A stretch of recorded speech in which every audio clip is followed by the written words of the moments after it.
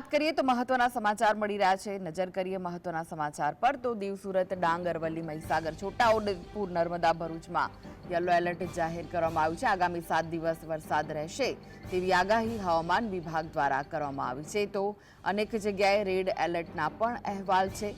વરસાદને લઈને એલર્ટ આપવામાં આવ્યું છે। આગામી 7 દિવસ વરસાદી માહોલ રહેશે। અનેક જગ્યાએ મધ્યમ ભારે અતિ ભારે વરસાદ વરસી શકે છે।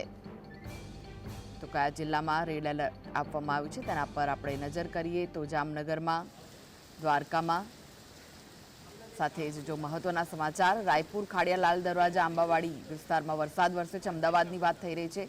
નહેરુનગર, એસજી હાઈવે સહિત ભાગોમાં રાત્રે વરસાદ વરસ્યો છે।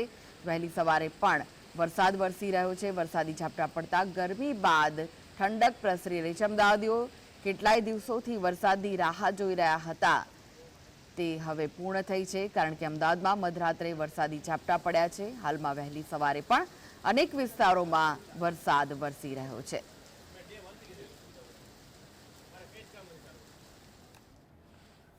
તો અમદાવાદમાં વહેલી સવારથી વરસાદી માહોલ છે। 2-3 દિવસથી વાદળો ઘેરાયેલા રહે છે, પરંતુ એકાદું ઝાપટું આવીને વરસાદ બંધ થઈ જાય છે। પરંતુ ગઈકાલ રાતથી અને વહેલી સવારે અમદાવાદના કેટલાક વિસ્તારોમાં વરસાદ વરસ્યો છે। હળવો વરસાદ થઈ રહ્યો છે। એસજી હાઈવે પર વિવિધ વિસ્તારોમાં વહેલી સવારથી જ હળવો વરસાદ જોવાઈ રહ્યો છે, જેના કારણે વાતાવરણમાં ઠંડક પ્રસરી છે। આજે દિવસભર અમદાવાદમાં વરસાદી ઝાપટા વરસી શકે છે। અમદાવાદમાં વરસાદની આગાહી કરવામાં આવી છે, ત્યારે વહેલી સવારથી જ અમદાવાદીઓને વરસાદી માહોલ જોવા મળી રહ્યો છે।